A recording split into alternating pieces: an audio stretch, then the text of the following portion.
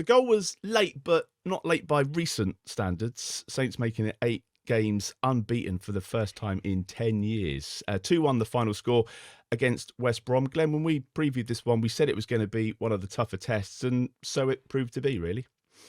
Yeah, after listening to the lad last week, I thought we were going to be playing the second coming of peak Barcelona with managed by Pep Guardiola in his heyday. But yeah, anyway, it was a really tough game. And it wasn't pretty at the end. I felt at the start, having got the fast start and scored after 5 minutes, I thought this was going to be the game where we pushed on, because we really did look by far the better side in the first half. West Brom didn't really offer anything much. But to be fair to the lad last week, he was correct in his assessment that they would sit in and deny us space and not let a lot get through on their goal, and that was the case. We didn't work the goalkeeper at all for the rest of the first half. There was a couple of very tight offsides that on another day could have been different. Just like to say, I like the fact that the ball got played through, the linesman's flag went up, gave offside, we got on with it. There was none of this.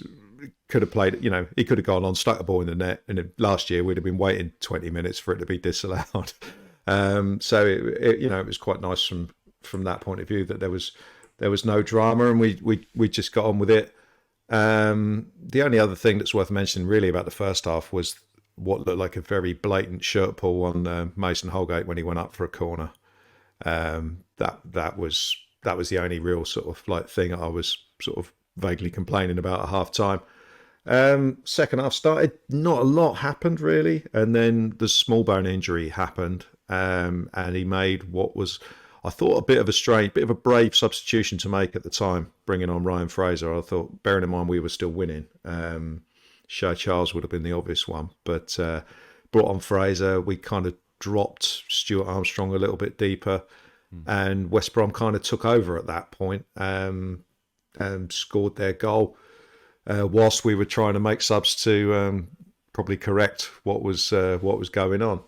But, we hung in there, a couple of chances for West Brom, and I literally turned to my son and said, I'll take a point here. I'll quite happily take a point here. And 30 seconds later, we scored.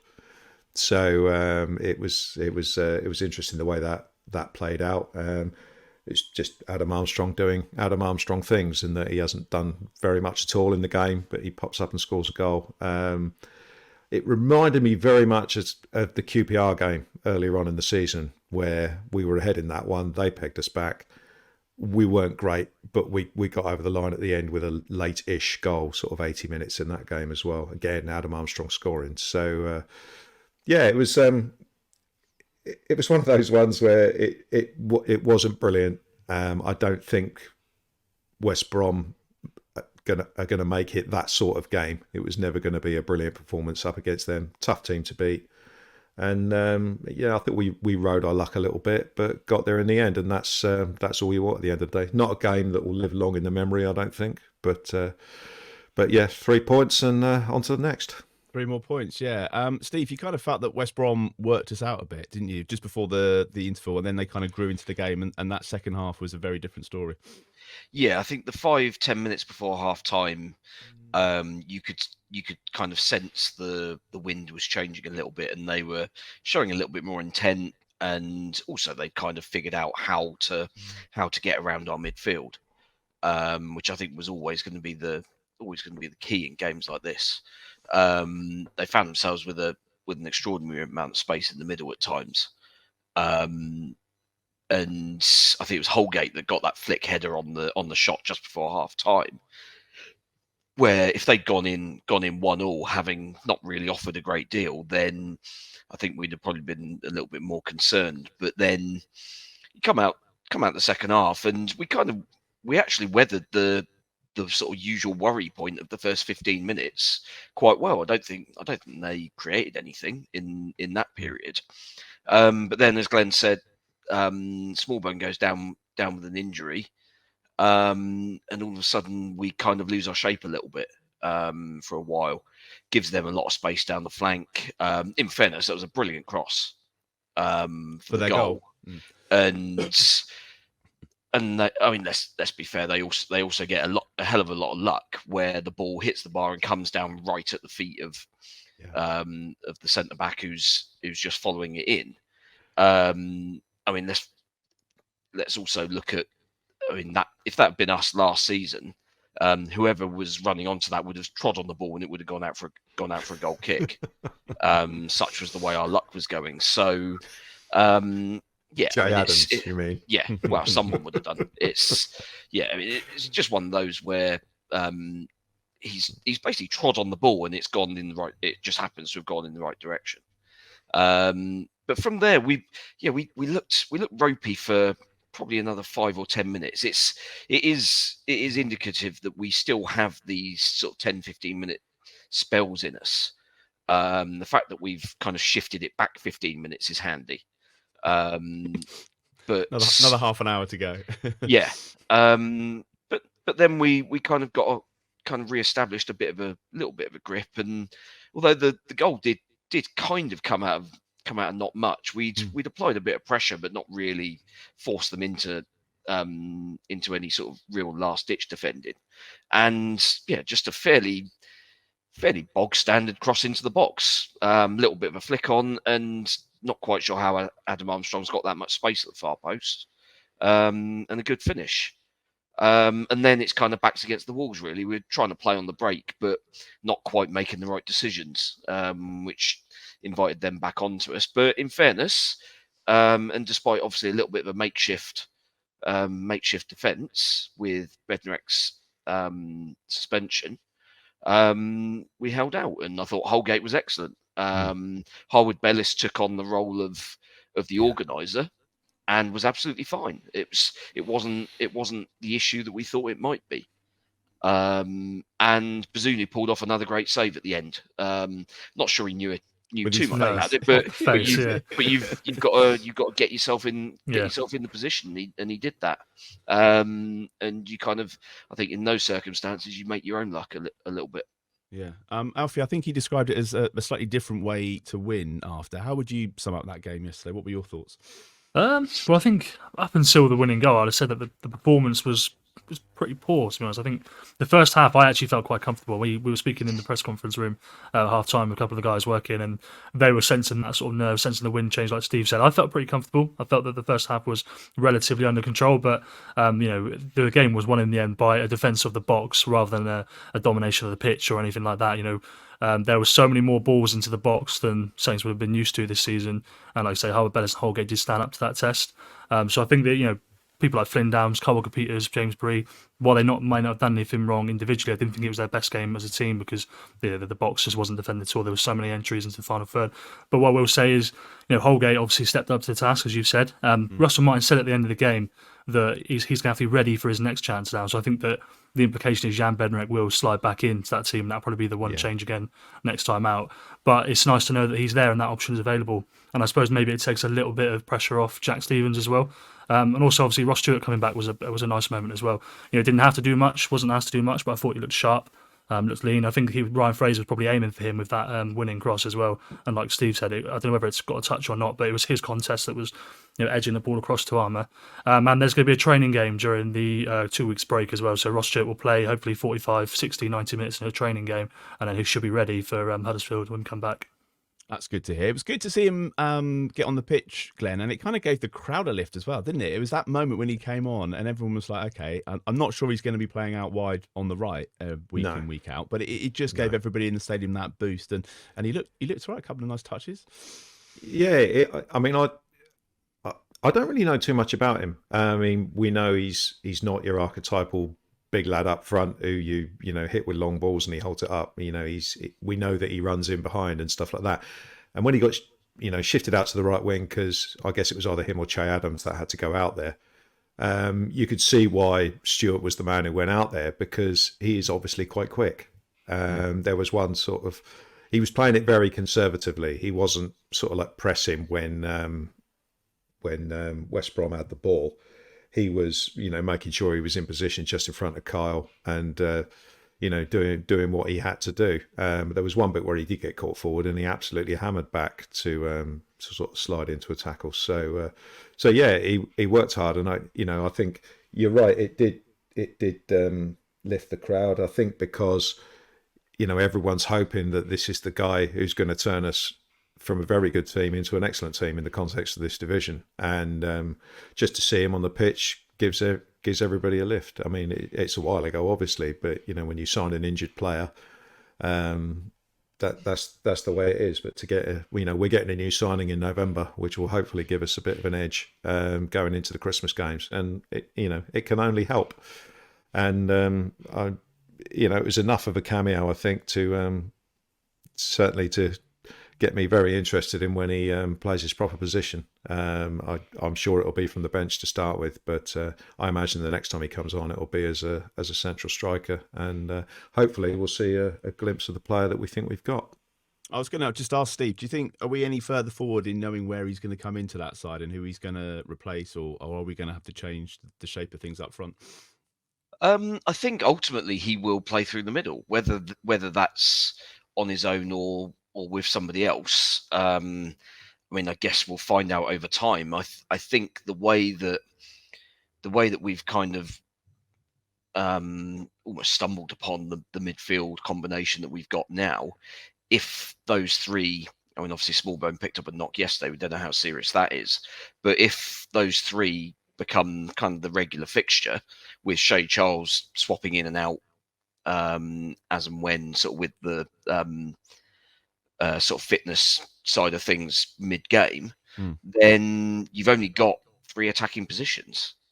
And 2 of those seem to be largely wide, I think. So, yeah, I would see him down the middle, and we might, I mean, if somebody else comes, if you're going to play Armstrong alongside him, then actually he's probably going to play slightly deeper, maybe sort of playing almost kind of effectively play with 2 10s, but then you leave out the wide players, and we've been so kind of reliant on those players at various stages this season.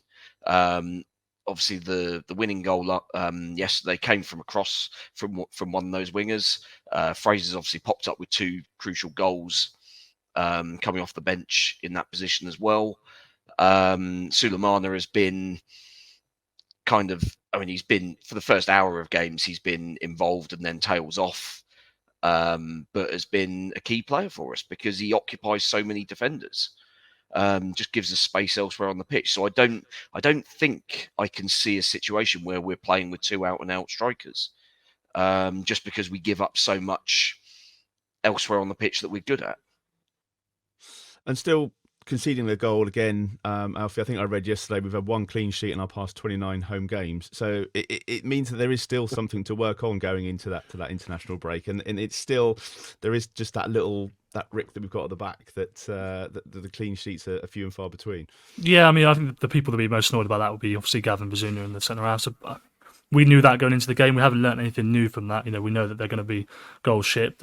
So it's not something that's like, a revelation. I'm worried about it. They're going to have to tighten up a little bit. But I think with Jan coming back in, I just see the entire team for me. It is gelling. It is getting tighter. They are conceding fewer chances on average. This one yesterday, I mean, Albion and I supposed to be buzzing because they did win the XG battle quite heavily, as Saints Podcast tweeted yesterday. But I'm not overly concerned. That's not new information. I wouldn't say.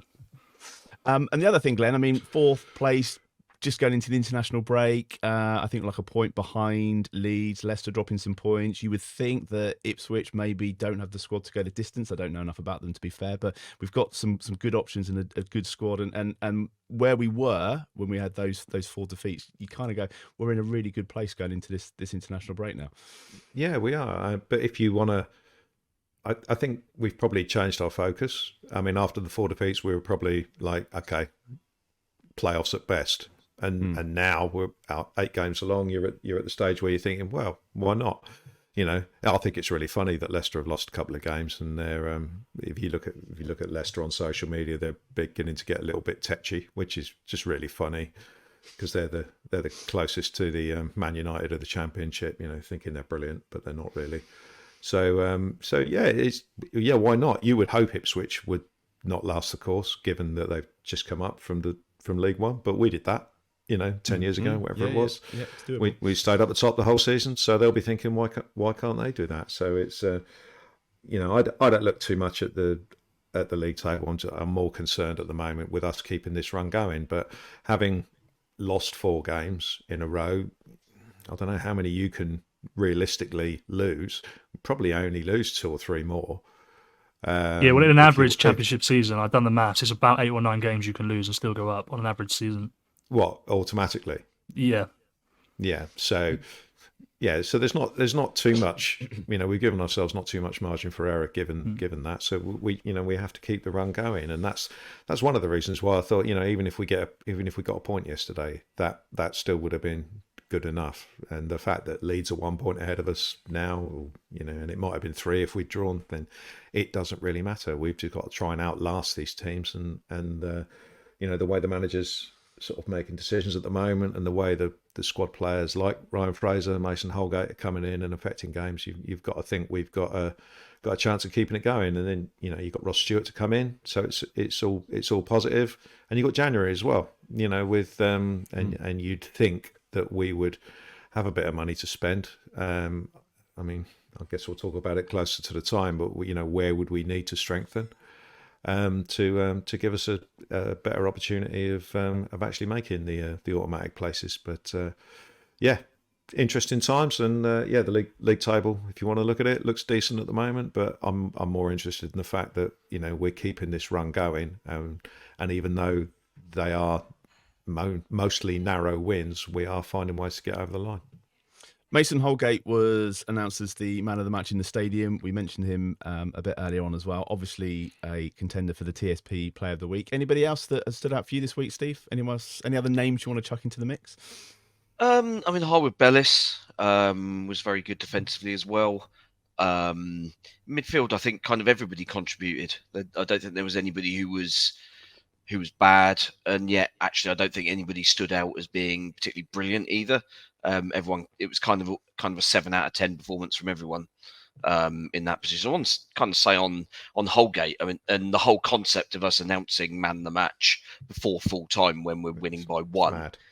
You're just tempting fate, aren't you? You're fully expecting him to shank one into his own top corner in the 93rd minute when you're putting that sort of announcement out. So let's keep the full time, please, lads. But yeah, Harwood-Bellis. Adam Armstrong got the goal, but his relatively quiet contribution. But I thought it was interesting that Glen mentioned the offsides in the first half. That again, like at Millwall last week, he still makes those runs. And I was quite surprised that West Brom played such a high line. I was expecting them to defend very deep and not give us any space in that position. But they're quite happy to try and play the offside trap. Obviously, worked well for them, but on another day, as Glenn rightly said, he might have got away with one. Well, we'll put Adam Armstrong down as well. Alfie, who was the standout for you? Mason Holgate?